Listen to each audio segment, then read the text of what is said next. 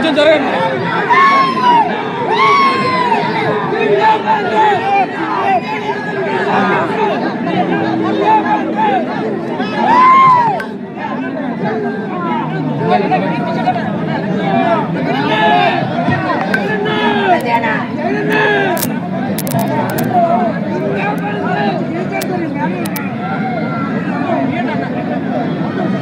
Incident జరిగింది 2:20 గంటల కదా మధ్యాహ్నం.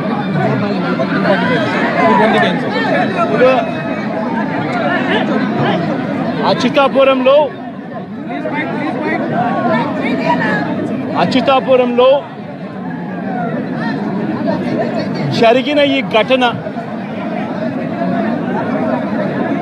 జరిగిన ఈ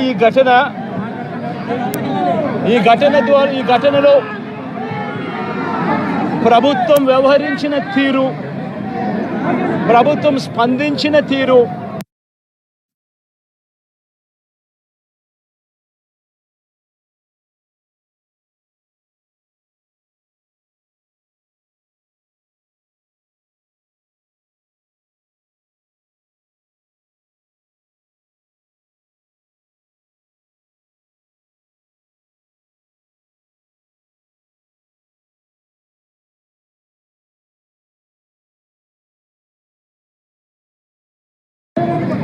మరి మధ్యాహ్నం 2:20 ఈ ఘటన జరిగితే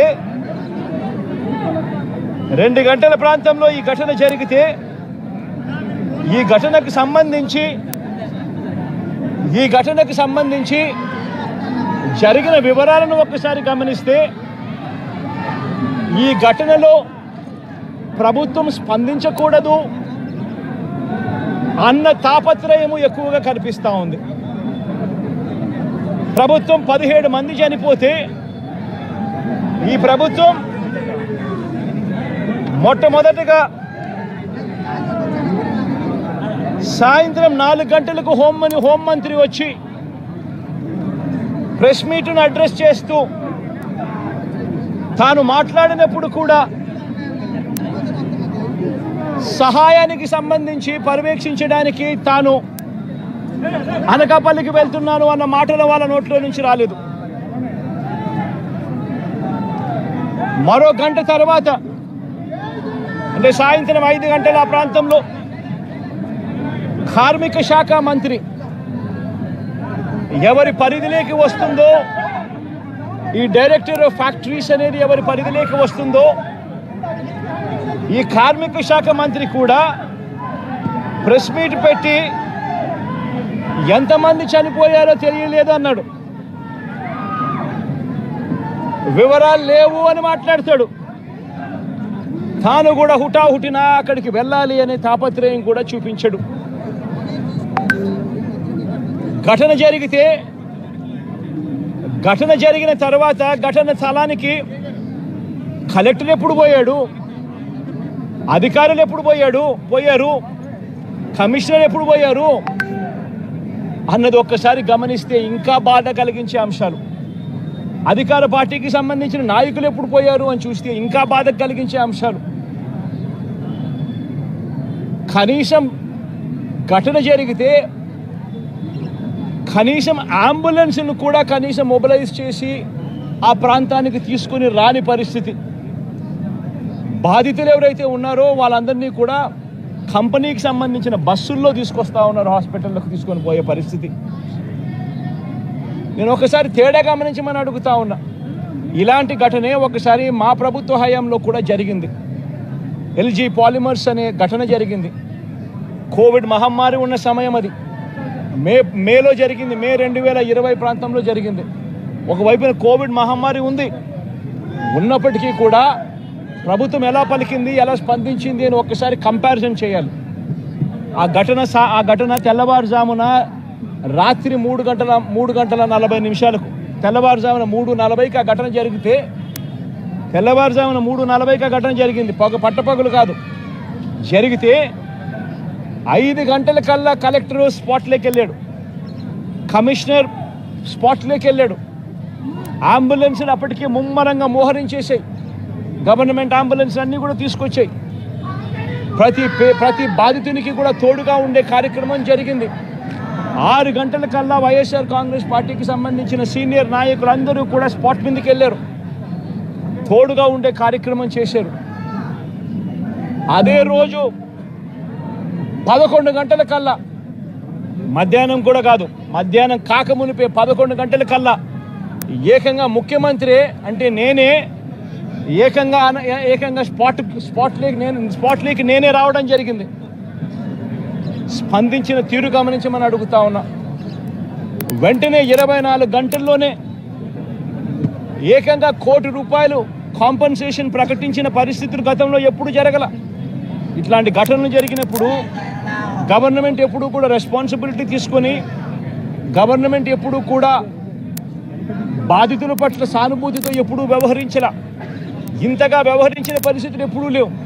మొట్టమొదటిసారిగా ₹1 కోటి కాంపన్సేషన్ ఇచ్చిన ఏకైక ప్రభుత్వం మొట్టమొదటిగా వైఎస్ఆర్సీపీ ప్రభుత్వమే, మన ప్రభుత్వమే, జగన్ ప్రభుత్వమే ఇచ్చిందని కూడా చెప్పడానికి కూడా సంతోషపడతా ఉన్నాను నేను. ఇక్కడ 24 గంటల్లోనే ఏకంగా ₹30 కోట్ల అక్కడికి ఇమీడియట్లీ పంపించి బాధితులకు తోడుగా నిలబడడం జరిగింది. ఎవరైతే దెబ్బలు తగిలాయో, ఎవరైతే ఉన్నారో వాళ్ళని వెంటనే హాస్పిటల్లోకి చేర్పించడం, 3 రోజులు హాస్పిటల్లో ఉంటే ₹10 లక్షల మేర కాంపన్సేషన్ ఇవ్వడం, హాస్పిటల్లోకి పెరిగిన మైనర్ ఇంజురీస్కి కూడా వెంటనే ₹3 లక్షలు ఇవ్వడం, హాస్పిటల్లోకి ఎవరు వచ్చినా కూడా చిన్న గాయాలతో వచ్చిన వాళ్ళకు కూడా ₹25,000 మేరకు వాళ్ళకు కూడా కాంపన్సేషన్ ఇచ్చి పంపించడం. ఏకంగా గ్రామాలకు కూడా 15,000 మంది 15,000 మంది నివాసం ఉంటా ఉన్న చుట్టుపక్కల ఉన్న 5 గ్రామాలకు సంబంధించి ప్రతి ఒక్కరికి కూడా మళ్ళీ ₹10,000 కూడా ఇచ్చి కూడా తోడుగా నిలబడిన పరిస్థితులు ఆ రోజుల్లో వైఎస్ఆర్ కాంగ్రెస్ పార్టీ ప్రభుత్వ హయాంలో జరిగాయి. నేను ఇక్కడ ఎందుకు చెప్తా ఉన్నాను అంటే, మనిషి ఒక ప్రభుత్వం అధికారంలో ఉన్నప్పుడు స్పందించే తీరు ఎలా ఉంటుంది అన్నది చాలా ఇంపార్టెంట్. ఈ ఘటనలో చంద్రబాబు నాయుడు గారు ఇక్కడికి వచ్చినప్పుడు ఆయన ప్రెస్ మీట్ చూసి ఆశ్చర్యపోయా. జగన్ హయాంలో జరిగాయి ఘటనలు అని చెప్పి చెప్తాడు, కానీ నేరాన్ని ఇక్కడ నుంచి డైవర్ట్ చేసే కార్యక్రమం చేస్తాడు. కానీ ఆశ్చర్యం ఏమిటంటే, చంద్రబాబు నాయుడు ఇంతకుముందు 2014 నుంచి 19 ఆయన ముఖ్యమంత్రిగా ఉన్నప్పుడు ఆయన హయాంలో జరగలేదా? ఈ ఘటనలు ఇటువంటివన్నీ ఎవరి హయాంలో అయినా కూడా జరుగుతాయి. కానీ జరిగినప్పుడు ఒక ప్రభుత్వం ఎలా స్పందిస్తూ ఉంది అన్నది మోస్ట్ ఇంపార్టెంట్ ఆస్పెక్ట్. ఒక ప్రభుత్వం అన్నది స్పందించేటప్పుడు ఎంపతి చూపించాలి, అంటే సానుభూతి చూపించాలి ప్రజల పట్ల, బాధితుల పట్ల. రెండోది ప్రభుత్వం చేయాల్సింది ఏమిటి అని అంటే రెస్పాన్సిబిలిటీ తీసుకోవాలి. ఈ రెండు కూడా ఆ రోజు వైఎస్ఆర్ కాంగ్రెస్ పార్టీ ప్రభుత్వం చేసింది. ఈరోజు చీఫ్ సెక్రటరీగా ఉన్న నీరబ్ ప్రసాద్ అనే వ్యక్తి ఎవరైతే చీఫ్ సెక్రటరీగా ఉన్నారో ఆయన ఆధ్వర్యంలోనే అప్పుడే ఒక హై లెవెల్ కమిటీ వేసి ఫ్యాక్టరీ సెక్యూరిటీని, పొల్యూషన్ కంట్రోల్ని, ఈ రెండింటినీ కూడా క్రోడీకరించి ఇటువంటి ఘటనలన్నీ కూడా పునరావృతం కాకుండా ఏ రకమైన రిఫార్మ్స్ తీసుకొని రావాలి అని చెప్పి ఆలోచన చేసి కమిటీ స్టడీ చేసి సిఫార్సు చేయమని చెప్పి కూడా ప్రభుత్వం కోరింది. నీరబ్ ప్రసాద్ అనే ప్రస్తుత చీఫ్ సెక్రటరీ గారు అప్పట్లో కమిటీ హెడ్గా ఉండి తాను కూడా రిపోర్ట్ కూడా ఇచ్చాడు. ఆ రిపోర్ట్ ఆధారంగా ఆగస్టు 2020లోనే జీవో కూడా ఇష్యూ చేసి ఒక ప్రాపర్ ప్రోటోకాల్ను తీసుకొని రావడం జరిగింది. ఆ ప్రోటోకాల్ ఏమిటి అని అంటే, అన్ని రెగ్యులేషన్స్ డిఫరెంట్ సైలోస్లో కాకుండా అన్ని క్రోడీకరించి ఒక చోటుకు తీసుకొచ్చే కార్యక్రమం జరిగింది. ఫ్యాక్టరీ సేఫ్టీకి సంబంధించిన ప్రోటోకాలు, పొల్యూషన్ కంట్రోల్కి సంబంధించిన ప్రోటోకాలు అన్నిటినీ కూడా కలిపి ఒక ప్రోటోకాల్ తీసుకొని రావడం జరిగింది. ఆ ప్రోటోకాల్లో ముఖ్యమైనది ఏమిటి అని అంటే, మొట్టమొదటిసారిగా ప్రతి కంపెనీ కూడా వాళ్ళకి సంబంధించిన సెల్ఫ్ కంప్లయన్స్ రిపోర్ట్ అనేది ఒకటి ఇవ్వాలి అనేది దాంట్లో ముఖ్య ఉద్దేశం. ఒకవేళ సెల్ఫ్ కంప్లయన్స్ రిపోర్టు తయారు చేసే కార్యక్రమంలో ఆ కంపెనీకి నైపుణ్యత లేకపోతే థర్డ్ పార్టీ అక్రిడిటెడ్ ఏజెన్సీని కూడా గవర్నమెంటు అందుబాటులోకి తీసుకొచ్చింది. వీళ్ళ ద్వారా మ్యాండేటరీగా ప్రతి కంపెనీ సెల్ఫ్ కంప్లయన్స్ రిపోర్ట్ అనేది మ్యాండేటరీగా ఇవ్వాలి. ఇచ్చిన తర్వాత ఆ కంప్లయన్స్ రిపోర్టు నిజంగా ఉందా లేదా, నిజంగానే వాళ్ళు ఇవన్నీ ఉన్నాయా లేదా, ఇవి కాక ఇంకా ఫర్దర్గా వాళ్ళు ఏమైనా చేయాల్సినవి ఏమన్నా ఉన్నాయా లేదా అన్నది నిర్ధారించడానికి కోసం ఒక కమిటీ ఇన్స్పెక్షన్ కూడా చేయాలి. ఆ కమిటీలో కూడా అన్ని డిపార్ట్మెంట్స్కి సంబంధించి, అంటే pollution control department, boiler security department, రియాక్టర్స్కి సంబంధించి, ఎలక్ట్రిసిటీకి సంబంధించి, ఫైర్కి సంబంధించి అన్ని డిపార్ట్మెంట్లు క్రోడీకరించి వాళ్ళు ఇన్స్పెక్షన్ కూడా చేస్తారు. చేసిన తర్వాత వాళ్ళు కంపెనీ యాజమాన్యానికి ఫర్దర్గా ఇవి చేయాలి అని చెప్పి ఒకవేళ ఏదైనా ఉంటే అవి కూడా వాళ్ళు ఐడెంటిఫై చేసి కంపెనీ యాజమాన్యానికి వాళ్ళు టైం ఇస్తారు, కంప్లై చేయండి అని చెప్పి. అది 15 రోజులు టైం ఇస్తారు. అంటే కంప్లయన్స్ రిపోర్ట్ వచ్చిన తర్వాత మళ్ళీ వీళ్ళు 1 మంత్ లోపల వీళ్ళు ఇన్స్పెక్షన్ చేసిన రిపోర్ట్ వచ్చిన తర్వాత ఆ ఇన్స్పెక్షన్ రిపోర్ట్లో కంపెనీ ఫర్దర్గా ఏమైనా చేయాల్సి ఉంటే మళ్ళీ వాళ్ళకి 15 రోజులు టైం ఇస్తూ వీళ్ళు మళ్ళీ ఒక రిపోర్ట్ అనేది ఇస్తారు. ఇచ్చిన ఆ రిపోర్టును ఆ 15 రోజుల లోపల వాళ్ళు చేసేట్టుగా జాయింట్ కలెక్టర్ ఆధ్వర్యంలో ఒక జాయింట్ కలెక్టర్కు ఆ రెస్పాన్సిబిలిటీ ఫిక్స్ చేసి జాయింట్ కలెక్టర్ ఆధ్వర్యంలో ఆ ఇన్స్పెక్షన్లో వాళ్ళు చెప్పినవన్నీ జరిగాయా లేదా అని మానిటర్ చేసే రెస్పాన్సిబిలిటీ ఆ జేసీకి ఇస్తుంది. ఈ ప్రోటోకాల్, ఈ సిస్టమ్ ఉంది. ఇది ఒక రిఫార్మ్ కింద ఎల్జీ పాలిమర్స్ ఘటన జరిగిన తర్వాత నీరవ్ ప్రసాద్ గారి ప్రస్తుత చీఫ్ సెక్రటరీ గారు ఆయన ఆధ్వర్యంలో హై లెవెల్ కమిటీ వేసిన తర్వాత ఆయన స్టడీ చేసిన తర్వాత ఆయన ఇచ్చిన సిఫార్సులతో ఈ జీవో ఇష్యూ చేసి ఈ ప్రోటోకాల్ అనేది ఎగ్జిస్టెన్స్లో ఉన్న ఈ జీవోను పూచా తప్పకుండా ప్రభుత్వం గన మానిటర్ చేసి ఉండింటే, ఇది జరుగుతుందా లేదా అన్నది గన గవర్నమెంట్లో ఉన్న పెద్దలు మానిటర్ చేసి ఉండింటే చాలు ఇటువంటి ఘటనలు మళ్ళీ పునరావృతం కాకుండా ఉండే పరిస్థితి ఉండేది. కానీ అన్ఫార్చునేట్గా ఏం జరుగుతూ ఉంది, వీళ్ళ ప్రభుత్వం వచ్చిన తర్వాత గత 3 నెలలుగా ఏం చూస్తూ ఉన్నాము అని అంటే వీళ్ళు గవర్నెన్స్ మీద ధ్యాస లేదు. వీళ్ళకు ప్రజలకు సూపర్ 6, సూపర్ 7, సూపర్ 10 పేరుతో వాళ్ళు ఇచ్చిన మాటల మీద వీళ్ళకు ధ్యాస లేదు. వీళ్ళ ధ్యాస అంతా రెడ్ బుక్ పరిపాలన, వీళ్ళ ధ్యాస అంతా రెడ్ బుక్ తెరచడము, ఎవరెవరికి కక్షలు ఉన్నాయో ఆ కక్షలు తీర్చుకునేదానికి గ్రీన్ సిగ్నల్ ఇవ్వడం. ఇది వీళ్ళ పరిపాలన మీద వీళ్ళ ధ్యాస. వీళ్ళు పెట్టాల్సిన ధ్యాస ఇటువంటి రిపోర్ట్ల మీద, ఇటువంటి కంప్లైంట్స్ మీద, ఇటువంటి ఘటనల మీద ఎవరెవరు ఏమేం చేయాలి అని చెప్పి ప్రోటోకాల్ ప్రకారం జరుగుతూ ఉందా లేదా, ఇవన్నీ జరుగుతున్నాయా లేదా అని చెప్పి చూసుకొని గవర్నెన్స్ రెగ్యులర్గా జరిగి ఉంటే ఈరోజు ఫ్యాక్టరీస్ పరిస్థితి ఇలా ఉండేది కాదు. ఈరోజు ఈ కార్మికులు చనిపోయి ఉండేవాళ్ళు కాదు. ఈరోజు స్కూళ్ళు బాగుపడి ఉండేటివి. ఇంగ్లీష్ మీడియం టోఫుల్ 3వ తరగతిలోనే టోఫుల్ పీరియడ్ని తీసుండేవాళ్ళు కాదు. నాడు నేడు కొనసాగుండేది. గోరుముద్ద కార్యక్రమం బాగా జరుగుతూ ఉండేది. ఇవన్నీ కూడా జరుగుతూ ఉండేటివి. ఒకవైపున స్కూళ్ళు నాశనం అయిపోయాయి, మరోవైపున హాస్పిటళ్ళకి సంబంధించి జనవరి నుంచి రావాల్సిన బిల్లులు, జనవరిలో బిల్లులు ఏదైనా ఉంటే ఫిబ్రవరిలో ఆ బిల్స్ ప్రాసెస్ చేస్తారు, మార్చిలో ఆ బిల్స్కి సంబంధించిన పేమెంట్లు క్లియర్ చేస్తారు.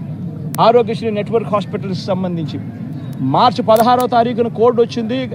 ఇక అప్పటి నుంచి జనవరికి సంబంధించిన బిల్లులు పూర్తి జనవరికి సంబంధించినప్పటి నుంచి ఇప్పటిదాకా ఆరోగ్యశ్రీ బిల్లులు నెట్వర్క్ హాస్పిటల్లో ఇవ్వడం లేదు. ఆరోగ్యశ్రీ హాస్పిటల్కు బిల్లులు రావడం లేదు కాబట్టి ఏ పేషెంట్ అయినా హాస్పిటల్కి పోతే ఆ హాస్పిటల్లో ఆ పేషెంట్ డబ్బులు లేక కట్టలేని పరిస్థితిలో, పేషెంట్ అధ్వానమైన పరిస్థితిలో బతుకుతూ ఉన్నాడు. పట్టించుకునే నాతుడు లేడు. పిల్లలకు సంబంధించిన ఫీజు రీయింబర్స్మెంట్ అనే కార్యక్రమం గతంలో వైఎస్ఆర్సీపీ ఉన్నప్పుడు ఏ రకంగా జరిగేది? ప్రతి 3 నెలలకు ఒకసారి, ప్రతి త్రైమాసికం అయిపోయిన వెంటనే ఫీజు రీయింబర్స్మెంట్ కింద విద్యా దీవెన అన్నది ఆ తల్లుల ఖాతాల్లోకి జమ అయ్యేది. ఈరోజు 2 క్వార్టర్స్ అయిపోయాయి, 2 త్రైమాసికాలు అయిపోయాయి. జనవరి, ఫిబ్రవరి, మార్చు, ఏప్రిల్, మే, జూను. ఇప్పుడు 3వ త్రైమాసికం కూడా జూలై, ఆగస్ట్, సెప్టెంబర్ కూడా అయిపోవస్తూ ఉంది దాదాపుగా. ఇంతవరకు పిల్లలకు సంబంధించిన ఫీజు రీయింబర్స్మెంట్ బకాయిలు ఇంతవరకు రూపాయి కూడా ఇవ్వాల. పిల్లల్ని ఈరోజు కాలేజీలలో చేరేటప్పుడు కాలేజీ యాజమాన్యాలు ప్రభుత్వం ఎప్పుడు ఇస్తుందో లేదో తెలియదు, మీరు ఫీజులు కట్టాల్సిందే అని చెప్పి ఒకవైపున ఫీజులు డిమాండ్ చేస్తూ ఉన్నాయి కాలేజీ యాజమాన్యాలు, మరోవైపున పిల్లలకు సర్టిఫికెట్లు మేము మీరు ఫీజులు కట్టకపోతే అని చెప్పి పిల్లల మీద ఒత్తిడి తీసుకొస్తూ ఉన్నాయి కాలేజీలు. పట్టించుకునే పరిస్థితి లేదు. వ్యవసాయం ముమ్మరంగా సాగుతూ ఉంది. రైతులందరికీ కూడా పెట్టుబడి సహాయం కింద 20,000 రూపాయలని ఇస్తానన్నాడు. ఆ పెట్టుబడి సహాయం ఏమైందని రైతు అడుగుతూ ఉన్నాడు. గతంలో కనీసం 13,500 వచ్చేది, ఈరోజు పెట్టుబడి సహాయం కింద 20,000 ఇస్తానన్నాడు, ఇంతవరకు రూపాయి ఇలా పెట్టుబడి సహాయం పోయింది. రైతులకు సంబంధించి ఇన్సూరెన్స్ సొమ్ము, రైతులకు ఇంతకుముందు ఉచితంగా పంటల బీమా వచ్చే పరిస్థితి నుంచి ఆ ఉచితంగా కట్టాల్సిన పంటల బీమాకు సంబంధించి మామూలుగా ప్రతి సంవత్సరం ఏప్రిల్ మేలో ఆ ఇన్సూరెన్స్ ప్రీమియం కట్టాలి. 2023-24కు సంబంధించిన ఖరీఫ్కు సంబంధించిన ఇన్సూరెన్స్ సొమ్ము రావాలి అని అంటే 2024 ఏప్రిల్ మేలో ప్రభుత్వం డబ్బులు కడితే, ఆ మేలో ప్రభుత్వం డబ్బులు కడితే మ్యాచింగ్ గ్రాంట్ సెంట్రల్ గవర్నమెంట్ కూడా ఇచ్చి జూన్ మాసంలో ఇన్సూరెన్స్ సొమ్ము కూడా ప్రభుత్వం ప్రతి సంవత్సరం ఇస్తూ వచ్చింది. ఆ ప్రక్రియను పూర్తిగా నాశనం చేశారు. ఇన్సూరెన్స్ సొమ్ము కూడా రాని పరిస్థితిలో ఈరోజు రైతన్న ఉన్నాడు. ఉచిత పంటల బీమా గాలికి ఎగిరిపోయింది, ఈ క్రాప్ అనేది గాలికి ఎగిరిపోయింది. రైతులందరూ కూడా ఈరోజు క్యూలలో నిలబడతా ఉన్న పరిస్థితులు కనబడతా ఉన్నాయి. కనీసం ఎరువులు కావాలన్నా, విత్తనాలు కావాలన్నా దారుణమైన పరిస్థితిలోకి వెళ్ళిపోయింది. గడప వద్దకే, ఇంటి వద్దకే వచ్చే పెన్షన్ ఆగిపోయింది. గడప వద్దకే, ఇంటి వద్దకే వచ్చే ఇంటి వద్దకే వచ్చే రేషన్ ఆగిపోయింది, పెన్షన్ ఆగిపోయింది. ఈరోజు మళ్ళీ ప్రతి వ్యవస్థలో కూడా ఏం జరుగుతూ ఉందనంటే కరప్షన్ విపరీతంగా పెరిగిపోయింది, డిస్క్రిమినేషన్ అనేది విపరీతంగా పెరిగిపోయింది. తెలుగుదేశం నాయకుల చుట్టూ వీళ్ళంతా తిరుగుతే తప్పనించి రాని పరిస్థితి అని చెప్పి ఏకంగా మెసేజ్ పంపిస్తూ ఉన్నారు. ఈరోజు నిజంగా పాలన అన్నది నిజంగా ఈరోజు ఏం జరుగుతూ ఉందనంటే రోజు కూడా కక్షలు తీర్చుకునే దానికోసము కొట్టడము, చంపడము, ఆస్తులను ధ్వంసం చేయడము కనిపిస్తున్నాయి తప్పనించి పాలనలో ఏదైనా కూడా మంచి చేయాలి, ప్రజలకు మంచి జరగాలి అన్న ఆలోచన, తాపత్రయం ఎక్కడ కూడా కనిపించని అధ్వానమైన పరిస్థితి ఈరోజు మొట్టమొదటిసారిగా రాష్ట్రంలో సాగుతూ ఉంది. నేను ఇవాళ ఇప్పటికైనా ఒకటే మాట చెప్తా ఉన్నా, చంద్రబాబు నాయుడుకి ఇదే మాట చెప్తా ఉన్నా. కాంపన్సేషన్ అన్నది ఎంపతితో ఇవ్వాలి, సానుభూతితో ఇవ్వాలి, ఇవ్వాల్సిన సమయంలో ఇవ్వాలి. ఇంతమంది హాస్పిటల్లో ఉన్నారు, వాళ్ళందరికీ ఏ ఒక్కరికి కూడా, ఈ హాస్పిటల్లో ఉన్న వాళ్ళకి ఏ ఒక్కరికి కూడా ఇంతవరకు డబ్బులు ముట్టల. వాళ్ళందరికీ కూడా మనం ఇస్తామని చెప్పిన డబ్బులు వెంటనే ఇప్పించే కార్యక్రమం చేయండి. ఆ ప్రోటోకాల్ ఏదైతే ఉందో ఫ్యాక్టరీ సెక్యూరిటీస్కి సంబంధించి, ఫ్యాక్టరీ సెక్యూరిటీ, పొల్యూషన్ కంట్రోల్కి సంబంధించి ఏదైతే ప్రోటోకాల్ ఎగ్జిస్టెన్స్లో ఉందో ఆ ప్రోటోకాల్ను కనీసం ఇప్పటి నుంచి అన్నా కనీసం మానిటర్ చేసే దిశగా అడుగులు వేయండి. ఇటువంటి మళ్ళీ పునరావృతం కాకుండా చేసే కార్యక్రమాలు చేయండి. ఆ ఫ్యాక్టరీకి సంబంధించి ఏం జరిగిందో లోతైన ఎంక్వైరీ చేయండి. అడిగినప్పుడు నేను ఇక్కడ బాధితులను పరామర్శించినప్పుడు, బాధితులను అడుగుతా ఉన్నప్పుడు నేను అడిగా, ఆ ఫ్యాక్టరీకి సంబంధించిన విషయాలకు సంబంధించి కూడా తెలుసుకునే ప్రయత్నం చేశా. ఫ్యాక్టరీలో ఏం జరుగుతూ ఉంది, ఫ్యాక్టరీలో SOPs బాగానే పాటించే వాళ్ళ, ఫ్యాక్టరీలో పొల్యూషన్ కంట్రోల్ అనేది స్టాండర్డ్ మెయింటెనెన్స్ చేసేవాళ్ళ అని కూడా అడిగా. అవన్నీ కూడా బాగానే జరిగేటివే అన్న, బాగానే జరిగేటివే, కానీ ఇది ఎందుకు జరిగిందో తెలియదన్నా అని చెప్పి చెప్తా ఉన్నాను. నేను ఫ్యాక్టరీలకు సంబంధించి వాళ్ళని ఏదో యాజమాన్యానికి సంబంధించి ఎవరన్నా కానీ ఆ యాజమాన్యం వాళ్ళు ఏదో తప్పులు పట్టాలని, ఇంకోటి పట్టాలని నేనేం చెప్పడం నా. బట్ లోతైన ఎంక్వైరీ అయితే జరగాలి, ఎందుకు తప్పు జరిగిందో తెలుసుకోవాలి. తెలుసుకొని ఇటువంటి మళ్ళీ పునరావృతం కాకుండా అటువంటివన్నీ కూడా చెక్స్ పెట్టి దాన్ని బ్లాక్ చేయాలి. ప్లస్ ప్రోటోకాల్ ఏదైతే ఎగ్జిస్టెన్స్లో ఉందో దాన్ని ఇంప్లిమెంట్ చేసే కార్యక్రమం జరగాలి. అప్పుడు మిగిలిన ఫ్యాక్టరీలలో కూడా ఆటోమేటిక్లీ ఎప్పుడైతే చెక్స్ అనేటివి ఎప్పుడైతే రెగ్యులర్గా, పీరియాడికల్గా జరగడం మొదలు పెడతాయో అప్పుడు న్యాచురల్గా సేఫ్టీ పారామీటర్స్ పెంచడం జరుగుతుంది. సేఫ్టీ పారామీటర్స్ ఎప్పుడైతే పెరుగుతాయో అప్పుడు ఇటువంటి ఘటనలు జరగకుండా పోతాయి. ఇవన్నీ ఖచ్చితంగా చేయాలి. ఇవన్నీ ఖచ్చితంగా చేయకపోతే మాత్రం మేము కూడా ఖచ్చితంగా మరో 2 వారాలు, మరో 3 వారాలు టైం ఇస్తాం. మరో 3 వారాల తర్వాత కూడా ప్రతి ఒక్కరికి కూడా హాస్పిటల్లో ఉన్న వీళ్ళందరికీ కూడా, చనిపోయిన వాళ్ళందరికీ కూడా కాంపన్సేషన్ విషయంలో చంద్రబాబు నాయుడు దగ్గర నుంచి స్పందన రాకపోతే మాత్రం ఖచ్చితంగా వైఎస్ఆర్ కాంగ్రెస్ పార్టీ బాధితుల తరఫున ధర్నాకైనా కూర్చుంటుంది. అవసరమైతే జగన్మోహన్ రెడ్డి స్వయంగా వచ్చి కూడా ధర్నాలో పార్టిసిపేట్ చేస్తారని కూడా ఈ సందర్భంగా ఖచ్చితంగా ఈ ప్రభుత్వాన్ని హెచ్చరిస్తూ తెలియజేస్తాం.